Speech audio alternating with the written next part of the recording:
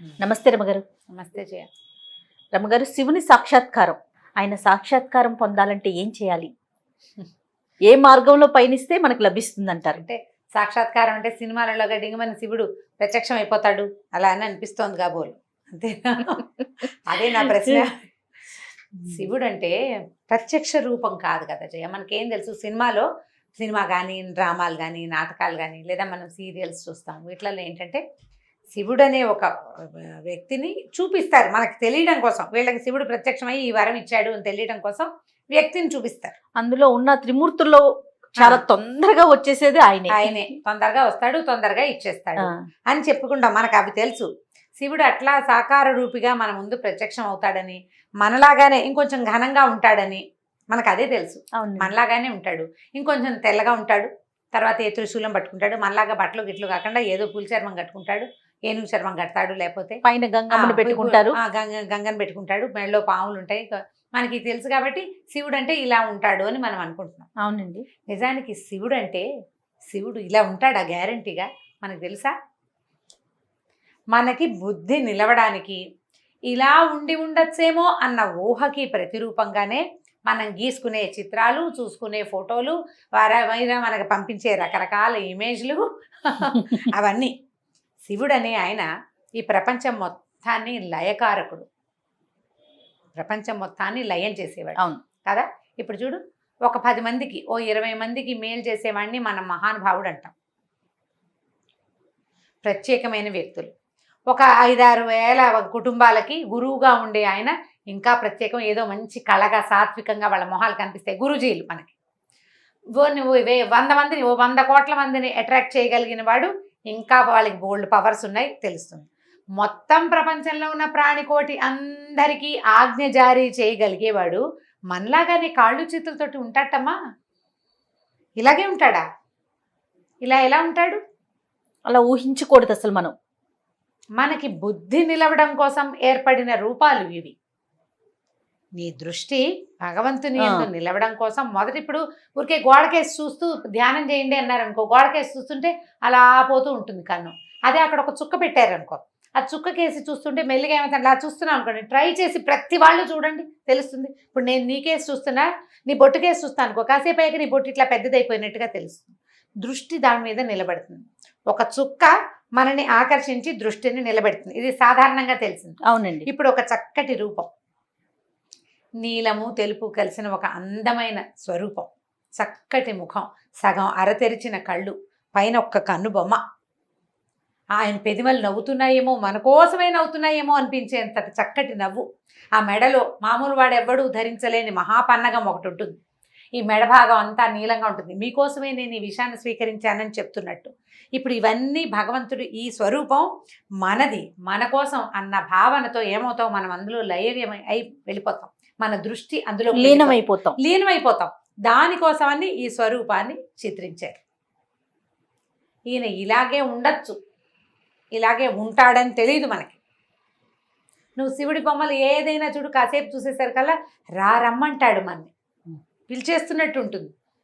లింగ రూపం చూసామనుకో, మనకేం పెద్దగా భావాలు తెలియవు, అక్కడేదో పవర్ ఉందని ఊహ మనకి అంతే. అదే నువ్వు స్వరూప ఫోటోను చూడు, ఒక పెద్ద ప్రతిమ ఎక్కడో బాస్పెట్లు వేసుకొని కూర్చున్నాడు, జపం చేసుకుంటున్నాడు.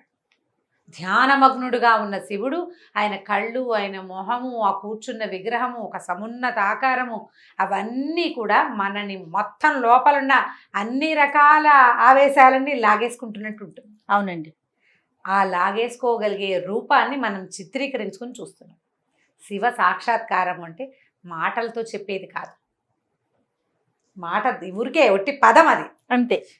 నిజంగా సాక్షాత్కారం లభించిన వాడు ఎవరిని మనం చూడలేము. వాళ్ళు మనలాగా మామూలుగా ఏమి ఉండరు.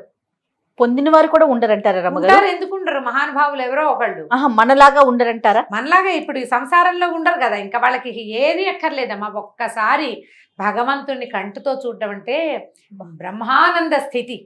ఆ స్థితిని అనుభవించిన వాడికి ఇంకా ప్రపంచంతో పనే ఉంది. ఎవరు కావాలి ఆయనకి? ఇంకా ఏమీ అక్కర్లేదు, ఇక ఏ ఆశ లేదు. ఒక్కసారి భగవంతుణ్ణి కంటితోటి చూడగలిగిన వాడు, పైగా ప్రధానమైనది ఏంటంటే నేకెడ్ అయి భగవంతుణ్ణి చూడలేదు. ఈ కన్ను బయట ప్రపంచాన్ని చూస్తుంది, కన్ను వెనకాలేముందో కంటికి తెలుసా? కంట్లో ఒక నలుసు పడింది, అదేమిటో నువ్వు చెప్పగలవు? నా కంట్లో పడ్డ నలుసు నల్లగా ఆకుపచ్చగా 2 గీతలు ఉన్నాయి దాంట్లో అని చెప్తావా? నువ్వు అద్దంలో చూసుకోవాలి నువ్వు. అంతే. ఏమి కన్ను ప్రపంచం అంతటినీ చూస్తుంది కదా, దా- దాన్ని ఎందుకు చూడదు? ఉమ్. పోనీ నా రంగు ఏదో నా కంటికి తెలుసా? నేను అద్దంలో చూసుకుంటే తెలుస్తుంది. లేకపోతే పోనీ నీ కంటి వెనకాల 376 నెర్వ్స్ ఉంటాయి, ఏది ఒక నెర్వ్ని చూడమను. ప్రపంచాన్ని మాత్రమే చూడగలదు. బయటని బాహ్యమైన దానినే చూస్తుంది. మన అవయవాలన్నీ కూడా బాహ్యంగానే ప్రవర్తిస్తాయి. ఇప్పుడు మనం చెవితో అన్ని శబ్దాలు వింటామా జయ? మన చెవి లోపల శూన్యం ఉంటుంది. ఆ శూన్యంలోకే ఈ సౌండ్ వెళ్ళి ఇది మెదడుకి తగిలి తెలియజేస్తుంది. ఆకాశం ఉంటుంది చెవి లోపల. శబ్ద గుణకం ఆకాశం అని చెప్తారు, ఎందుకంటే శబ్దాన్ని కలిగించేది ఆకాశం, అదే చెవిలో ఉంటుంది. చెవి కూడా అంతే, దాని లోపల శబ్దాలు తెలియదు. మెదడులో ఒక టప్పమని ఒక నరం పగిలింది, మన చెవి దాన్ని వినలేదు. మనకు మతిపోతే డాక్టర్ చెప్తాడు వీళ్ళకి మెదడులో నరం చిట్లిందండి అని. ఏమి బయట ప్రపంచాలు చిటుక్కుమన్నా ఓ గుడ్డు సూది పడినా వినపడుతుందే నీ చెవికి. తన లోపల తన వెనకాల నరం చిట్లింది, దానికి ఎందుకు తెలీదు. ప్రశ్నే. ఇప్పుడు బాహ్యేంద్రియాలు ఏవి భగవంతుణ్ణి చూడలేవు, ఇవన్నీ బయటకి ప్రసరించేవి. అంతరింద్రియంతో భగవంతుణ్ణి తెలుసుకోవాలి. ఇప్పుడు అంతరింద్రియం ఏమిటి? మనకు లోపల ఏముంది? మనసు, బుద్ధి, అహంకారము, చిత్తము, ఈ 4 శరీరం లోపల ఉన్నాయి మనకి. నీ మనసు ఎక్కడుంది? ఫలానా చోట ఉందని చెప్పగలమా? బుద్ధి, ఇది మెదడు, దీని పేరు మెదడు, దీంట్లో బుద్ధి ఉందా? ఉంటే ఉండొచ్చు, లేకపోతే లేకపోవచ్చు. చిత్తం, చిత్తశాంతి అనే పదం వాడుతుంటామా? అవునండి. ఏమిటి ఆ పదార్థం? చిత్తం, అది కూడా లోపలే ఉంటుంది.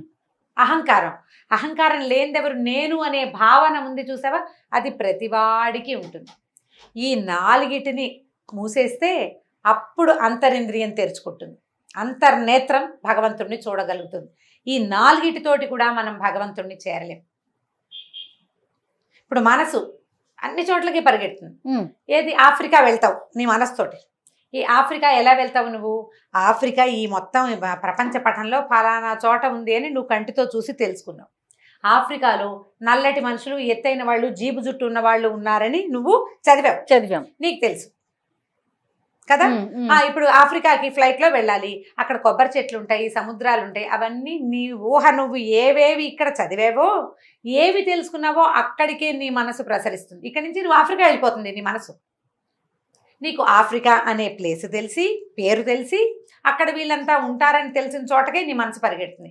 నీకు తెలియని ఒక విషయం వైపు నీ మనసు ఎలా వెళ్తుందో చెప్పు. కష్టం. వెళ్ళదు. అందుకంటే వేగమైనది ఏది అంటే మనసు కదా. నీకు తెలియని విషయానికి వెళ్తుందా మనసు? వెళ్ళదు. తెలిసిన వాటికే వెళ్తుంది. ఇవంతా తెలుసు నీకు, ప్రపంచం గురించి మొత్తం తెలుసు, కానీ కన్ను ఏం చూస్తుందో దాన్నే ఇప్పుడు మనసు తెలుసుకుంటుంది కదా. ఇప్పుడు మనసు కూడా తనకి తెలియని విషయం ఏమిటంటే భగవంతుడు అనే బ్రహ్మ పదార్థం మనసుకు తెలియదు. అది ఎప్పుడు చూడలేదు కదా. కన్ను చూస్తే మనసుకు తెలుస్తుంది, కన్ను చూడనప్పుడు మనసుకు ఎలా తెలుస్తుంది? చెవన్నా వినాలి. కన్ను చూడాలి, చెవి వినాలి, ఆ 2 జరగలేదు. జరగకపోతే మనసుకు తెలిసేదే లేదు.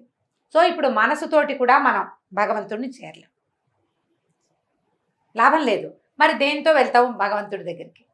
ఈ మనసు, బుద్ధి, అహంకారము, చిత్తము, ఈ 4 కూడా ప్రస్తుతపు జీవితాన్ని ముందుకు తీసుకెళ్ళటానికే మనకు ఉపకరిస్తాయి. కొత్త విషయాన్ని, జ్ఞానాన్ని పెంపొందించుకోవటానికి ఉపకరిస్తాయి. భగవంతుని చేరాలంటే వీటిని మాన్పాలి, వీటిని తగ్గించుకోవాలి, వీటిని వదిలిపెట్టేసేయాలి, మనసుని దాటి ప్రవర్తించాలి. ఇప్పుడు ఈ 4 అనుకుందాం. మనకు మామూలుగా ఇంద్రియాలు ఉన్నాయి. ఏమేమిటి? జ్ఞానేంద్రియాలు, పంచ జ్ఞానేంద్రియాలు, పంచ కర్మేంద్రియాలు, జనరల్గా తెలిసినవే కదా. కన్ను, ముక్కు, చెవి, నాలుక, చర్మం. ఓకే. అక్కడి నుంచి కాళ్ళు, చేతులు, లోపల ఉండే రహస్యవయవాలు, ఇవి మొత్తం కలిపి 10. అంతే కదా. అవునండి. ఈ 10 తోటి మనం అన్ని రకాల ప్రవర్తనలు చేస్తాం. అవును. ఇవి 10, లోపల ఉన్నవి 4. మనసు, బుద్ధి, అహంకారము, చిత్తము 4. వీటితో పాటు ఈ 14 తోటే మనిషి ఉంటాడు ఇప్పుడు ప్రస్తుతం. ఎవడైనా సరే, నువ్వు నేను కూడా సమస్తమైన వాళ్ళు. అంటే ఇప్పుడు చెయ్యి నేనేనా? మీలో భాగం. కాలు నేను కాదు, చెవి నేను కాదు, ఈ ముక్కు నాలుక ఏది నేను కాదు, ఇవన్నీ కలిపి నేను. అంతే. అవును. ఆ. ఇప్పుడు నేను మరణించాను అనుకుందాం. ఆ, ఈ నేను అనే వ్యక్తి మరణించాడు.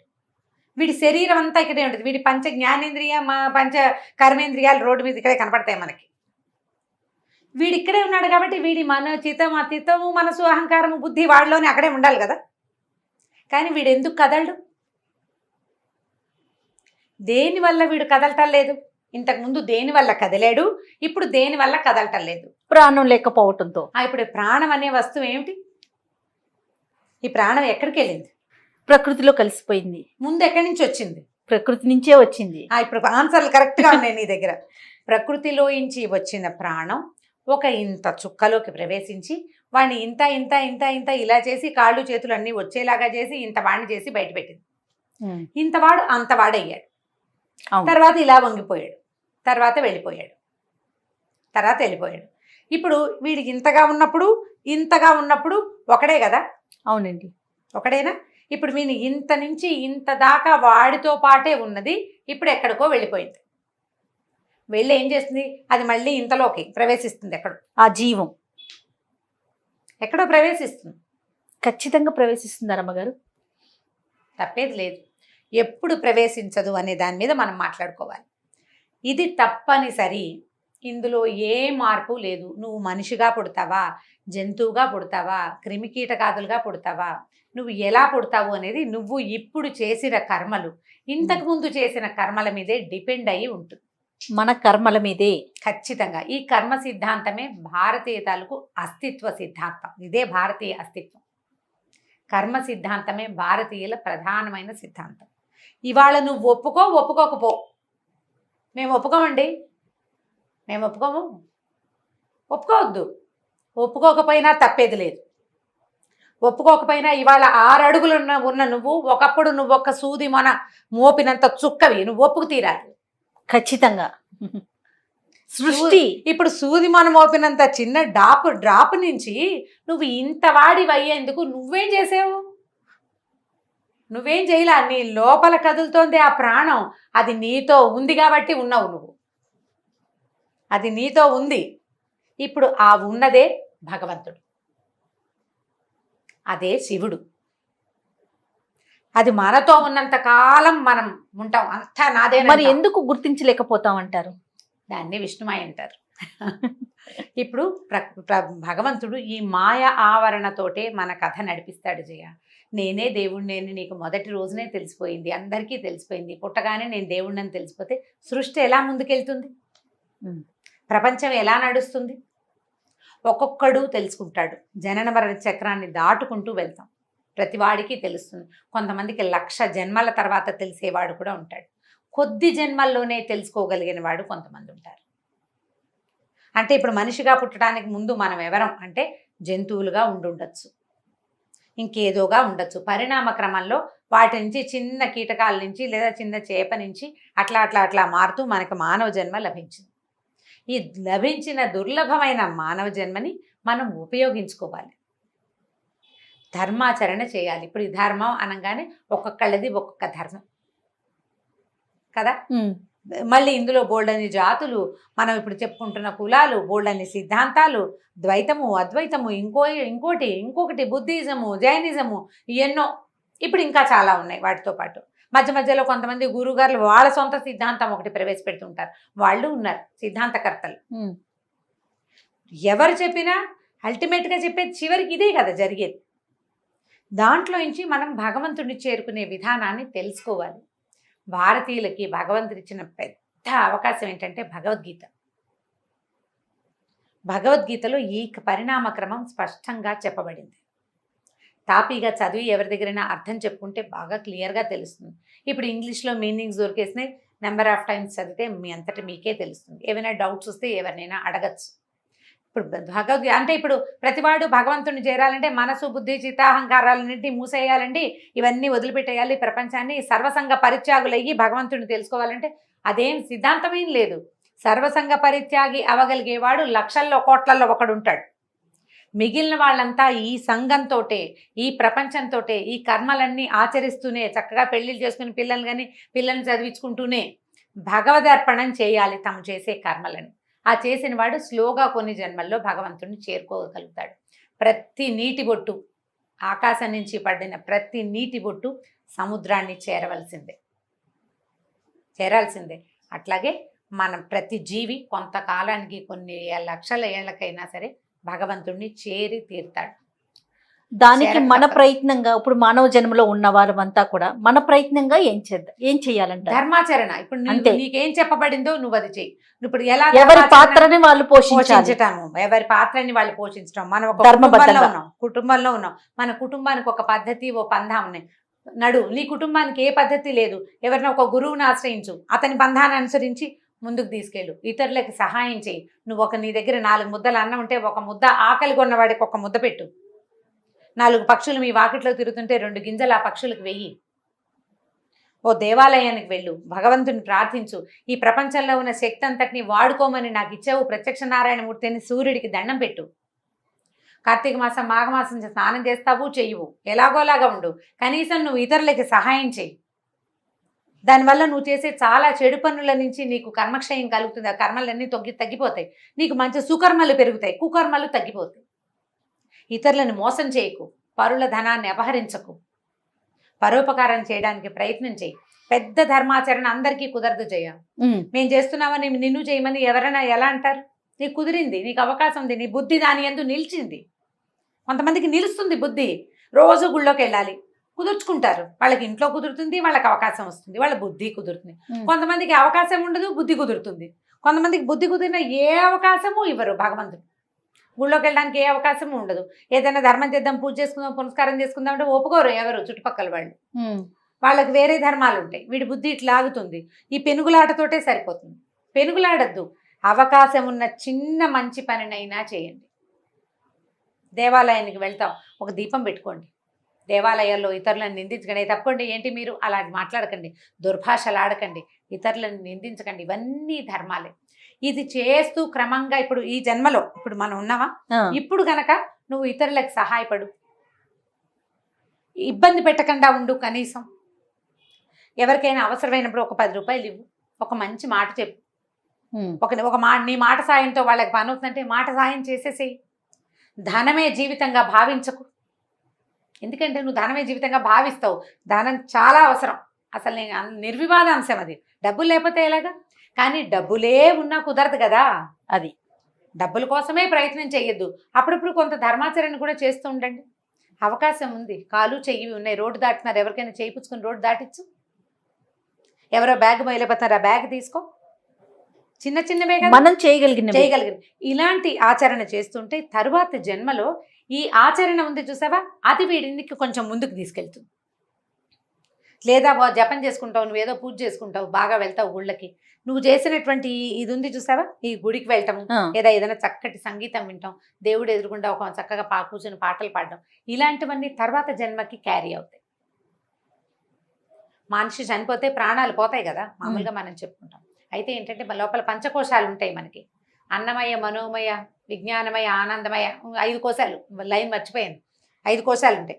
వీటిలలో ఒక కోశం వ్యక్తులతోటి వస్తుందట, ఆ జీవుడితో పాటు. దానివల్ల ఏమిటంటే పూర్వజన్మ సంస్కారం అనేది వింటుంటాను చూసాము. అవునండి, ఆ సంస్కారము ఇలా వస్తుంది.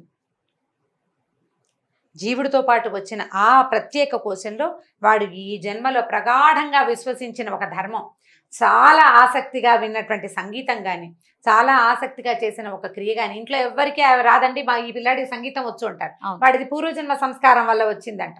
అది వాడితోటి వెళ్తుంది. నువ్వు ఇప్పుడు దుర్మార్గమైన పనులు చేసావనుకో, కొంత వస్తుంది నీతోటి. ఇంట్లో అందరు వెజిటేరియన్స్ అయితే నీకు ఒక్కడికి చేపలు చూస్తే తినబుద్ధి అవుతుంది.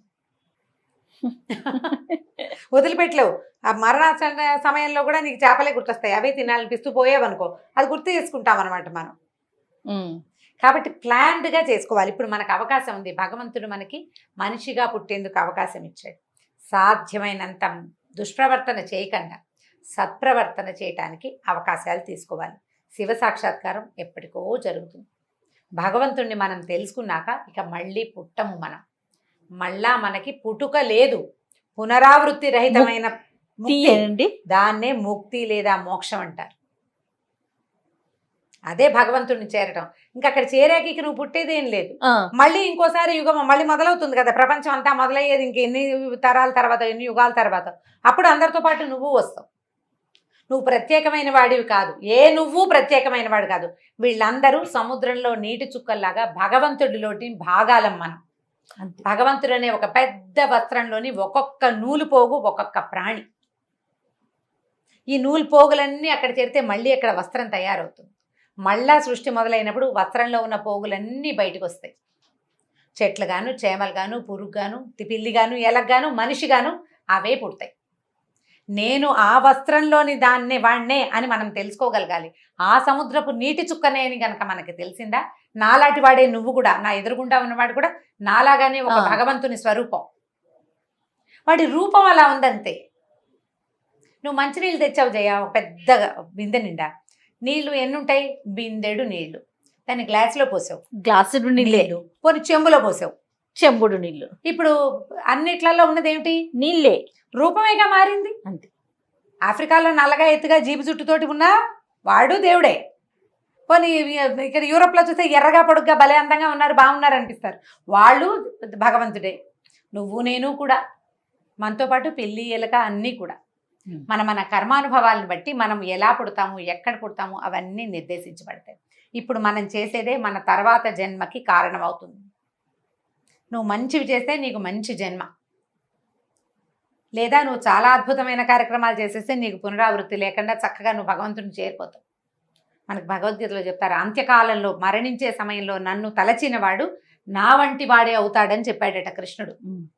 ఎప్పుడు అంత్యకాలంలో ఎలా తలుస్తారు జయ? అంత్యకాలంలో అమ్మో అయ్యో కుయ్యో మొర్రో అంటారు ఎవరైనా. ఎప్పుడు తలుచుకుంటాం మనం? నీకు నిత్యం రామకృష్ణ అనే అలవాటు ఉంటే, చచ్చిపోయి ప్రాణం పోతుంటే రామా ప్రాణం పోతోందిరా అనొచ్చు. సడన్ గా రామ ఎలా గుర్తొస్తాడు నీకు? రాడు. ఆ రామని, ఆ కృష్ణని, ఆ నారాయణుడు, ఆ గోవిందుడిని మనతోటి ఉంచుకోవాలి అంటే నిత్యము నామపారాయణ చేయాలి, స్మరణ చేయాలి. లేదా మంచి మెథడ్ చెప్తాను జయ, ఇప్పటిదాకా ఎప్పుడూ చెప్పలేదు. పిల్లలకి చక్కగా దేవుడి పేర్లు పెట్టుకోండి. గోవింద, రామ, నారాయణ, కృష్ణ అని చక్కగా పిల్లవాడిని పిలుచుకుంటే ఆ పిలుపుతోటి ఉంటుంది. చచ్చిపోయేటప్పుడు పిల్లల్ని ఎలాగో తలుచుకుంటాం. ఆ పిలిచి పిలిచి పిలిచి కృష్ణుడు మనతోటి ఉంటాడు. మనం ఏం చేస్తాం ఇప్పుడు? యష్ మష్ కష్ అని ఇలాగ చివరక్షరాలు 2 అక్షరాలు ఉండాలి, 2వ అక్షరం హలంతం ఉండాలి. ఎలాగోలాగా కొత్తగా పెట్టాలనుకుంటాం. అందులో మళ్ళీ ఒక అక్షరంతోనే పిలుస్తాం. కొత్త అక్షరంలోనే ఒకే అక్షరంలో పిలుస్తున్నాం. అదేదో సినిమాలో లీ అని పిలుస్తుంటారు వాడిని. లీ అనేది పిలిపేయటం విచిత్రంగా ఉంటుంది. లీ అని పే అని పిలుచుకోకుండా చక్కగా దేవుడి పేర్లు కనుక పెట్టుకున్నామంటే ఏం చక్కగా దేవుడి పేరుని పిలుచుకుంటూ ఉండొచ్చు రోజంతా. దీని మీద మొన్న కార్తీక పురాణంలో ఒక కథ కూడా ఉంది, అజామిళుడి కథ. అందులో నారాయణ నారాయణ అని పిలుస్తాడు. చచ్చిపోయేటప్పుడు కొడుకుని పిలుస్తాడు ఆయన. నారాయణ దూతలు వచ్చేస్తారు, విష్ణు పార్షదులు వచ్చి తీసుకెళ్ళిపోతారు అతను. కాబట్టి చక్కగా పిల్లలకి ఈ పేర్లు పెట్టుకోండి. భగవత్ సాక్షాత్కారం బహుసులువుగా జరుగుతుంది. మనకి ఇచ్చిన ఈ జన్మను ఉపయోగించుకొని తోటి వారికి మనం చేయగలిగినంత ఉపకారం చేయాలి. అంతే. రైట్ రమ్మగారు, నమస్తే. నమస్తే జయ.